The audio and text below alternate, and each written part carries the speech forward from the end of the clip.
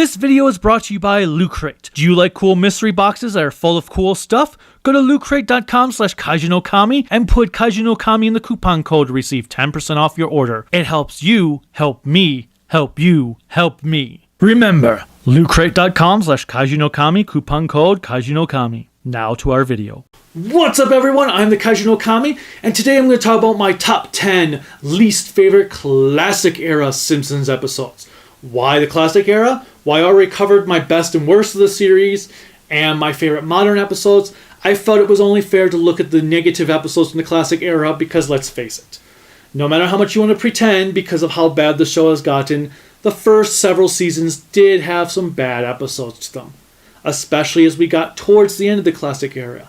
However, I do have two rules on this list. Rule number 1, no clip show episodes. Way too easy. Rule number 2, I am not including the episodes from season 1 and the non-holdover episodes from season 9. A lot of these episodes on this list, like I said, aren't going to seem so bad because of what came after, but I thought they were pretty much stinkers back when they first aired.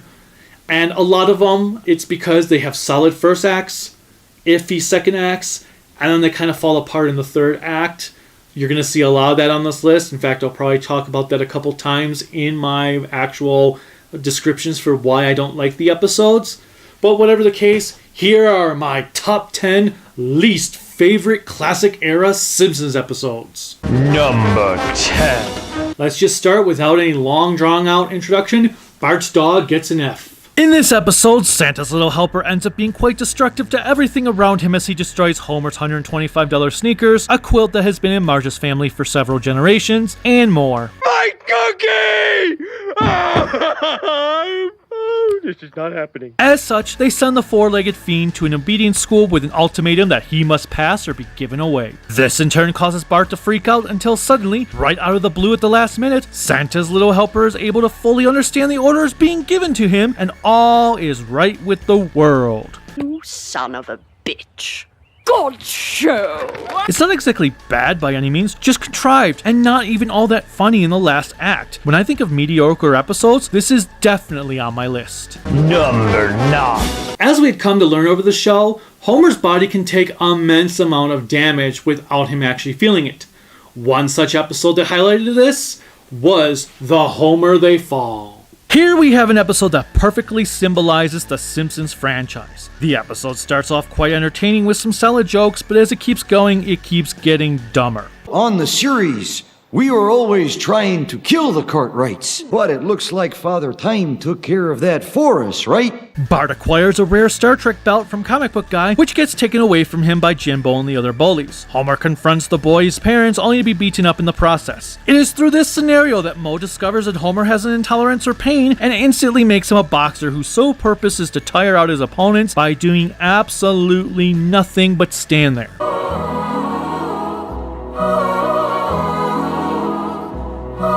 The time comes for Homer to take on the world champion, the recently paroled Dredrick Tatum. However, for some reason, Homer seems to have no idea who this guy even is, despite making a big deal out of one of his fights back in an earlier season to the show. All you gotta do is fight Dredrick Tatum. It's this Saturday. Here's your parking pass. Oh, General. Who's Dredrick Tatum anyway? Can do whatever I want. You dedicated to fight your old manager, man! This is just in car. Your old manager! Go I just want to call attention to the fact that I'm not watching this fight. Add on top a randomized ending situation that makes no sense, and you have one flop of an episode. Number 8. Next is the first of 2 marriage crisis episodes on this list, The War of the Simpsons. Homer and Marge throw a party which Homer gets wasted at, embarrassing himself immensely. Marge signs the couple up for Reverend Lovejoy's marriage counseling retreat at a lake that features an uncatchable giant catfish. He's only the biggest catfish in these parts. Oh, yeah? They say he weighs upwards of 500 pounds. Whoa, who says that? They do. So Homer focuses more on wanting to catch the fish than his own marriage. Fortunately for Homer, all is well and good at the end of the day as Marge instantly forgives him when he throws back the catfish. That's the way you feel? I'll throw it back! Oh, yeah, sure. Watch! Whoa. Thankfully, the reasons behind Marge's anger are justified, and there is a really hilarious B-plot dealing with the kids and Grandpa that ultimately saves this episode from being worse. Grandpa, what's your secret? Pretending to cry? That's right, you heard me, pretending to cry! The next Crisis episode will not be so lucky. Number 7. Self-help gurus are really just cons to me, as we are shown in this episode, Bart's inner child. Once again, we have another fantastic first act, with Homer getting a trampoline that ends up injuring Springfield.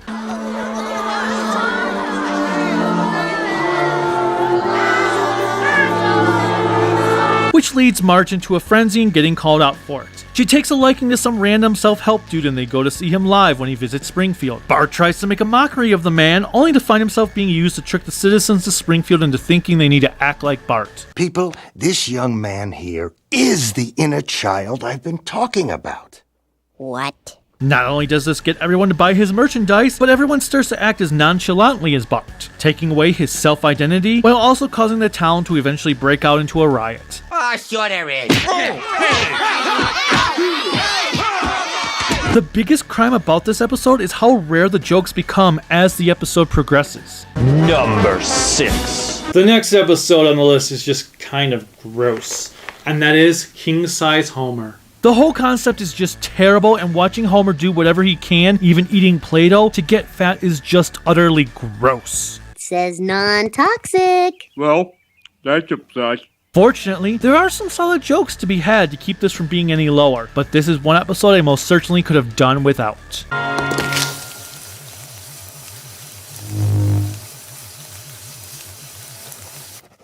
Is number 5. Season 8 is a weird season for me. A lot of people praise it as being like the best season of the show, but I thought it was the weakest of the season since season 2. It's good, but it had a lot of episodes where I was like, yeah, that didn't work so much for me compared to what other seasons had. And so this is the second episode on this list from season 8, which is the Canine Mutiny. Bart gets a credit card and doesn't pay it. That is pretty much all you need to know, as this leads to a bunch of repo men coming to take everything he bought away, including a $1,200 dog. However, instead of letting them take the actual dog he bought, Bart tells the men Santa's little helper is the dog he bought. He starts to feel guilty over this endeavor as he misses Santa's little helper, while everyone loves the new dog since it is the most obedient dog ever and even knows how to flush a toilet.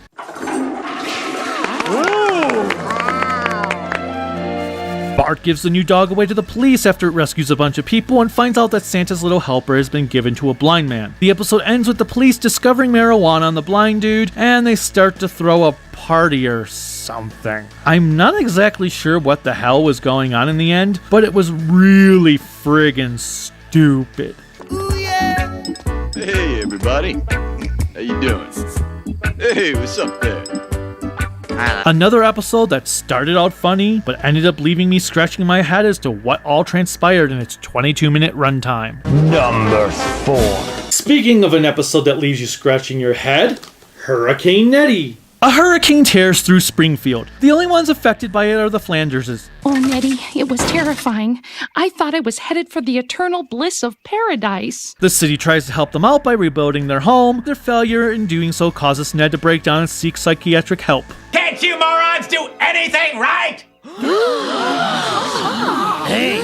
We come to learn from this that Ned was a destructive child with beatnik parents who refused to discipline him. Would you please tell your son to stop? We can't do it, man. That's discipline. The doctor's solution was to give him an 8-month spanking. Don't ask, I don't actually know how that works. Just go with it. His anger apparently stems from years of hiding in his anger, and Homer is needed for him to vent, vowing to never hold his anger in again. At least until the next episode, since this scenario will never be brought up again. While all of this feels out of character for Ned, it could have worked had the writers actually let the plot be developed instead of rushing it off to a quick conclusion. As is, my analysis is that Ned hates his parents, saying so cures him, the end. Number 3. And with this episode, the Simpsons making fun of pop culture died as they themselves became pop culture.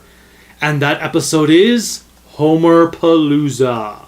Okay, not quite, but this episode is often cited as being the first one that threw in as many guest stars as it could just for the sake of it. Sure, Krusty Gets Cancelled featured a lot of top stars in it, but in the context of the show, Krusty was throwing together a comeback special and had to make it big by bringing in as many stars as he could, like every other comeback special in reality has done. Here though, it yet again feels forced. Add on top that we have another plot where Homer is able to stand a blow to his body. Granted, this one came before Homer They Fall, but still. And you have one of the least funny episodes of the classic years. I do like the first act when Homer is trying to get the kids to like his music, and then there is this great flashback scene with Grandpa that makes the episode worth sitting through. I used to be with it, but then they changed what it was. Now what I'm with isn't it, and what's it seems weird and scary to me. Number 2. Here we go with our next marriage crisis episode, which doesn't seem so bad now considering what has come in more recent years. But this episode is one I just don't like. And that is Secrets of a Successful Marriage. Where do I start with this one? I've never liked it even when it first aired. In fact, this is the one episode I always dread watching whenever I watch season 5 in order. I'm not sure why. There are a lot of funny moments to it. It's a little slow. Something was said. Not good. What was it? They called you slow! How dare you call me that? Yet, I don't like it. Homer accidentally ends up teaching a marriage class and gives away secrets of things he and Marge do. He invites the class over for dinner. Marge gets mad when she learns the secrets he told them and kicks him out. Huh? Get out! But I'm not in the class. He then becomes a pathetic beggar for the rest of the episode, saying he needs Marge in order to function. It's just disgusting and pitiful. The worst part is Marge just ups and feels sorry for him because time is running out, and heaven forbid the episode ends with all not being well. Oh, which also ends up being after this. I know now what I can offer you that no one else can. Complete and utter dependence.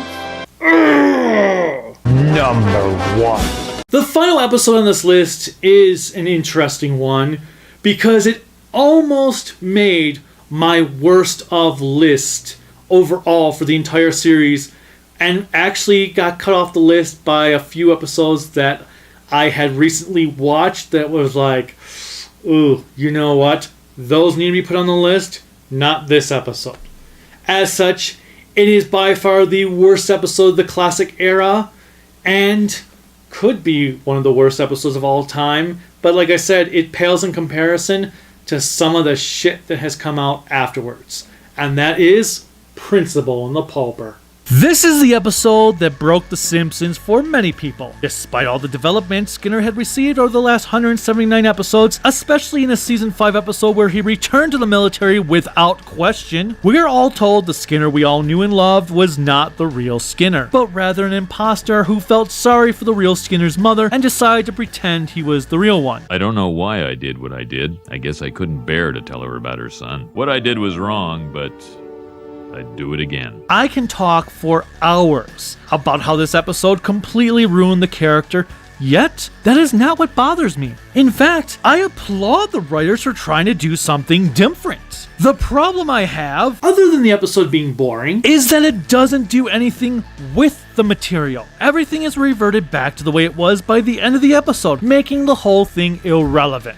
I'm sorry, Seymour. It's nice you're alive, but you're just not what I'm looking for in a son. If the writers wanted to be bold, they should have made this a permanent change that they could develop upon over the next several years, a la Milhouse's parents. Instead, we just get a half-assed attempt that does nothing but insult the audience. Seriously, if you're gonna do something to this extent, it needs to be done over several episodes, maybe an entire season, rather than over and finished in the end of that single episode. Not enough was done with it. And that's why this is the worst episode of the classic era of The Simpsons. I hope you enjoy my list. Tell me what your least favorites of the classic era are in the comments below. And until next time, bye.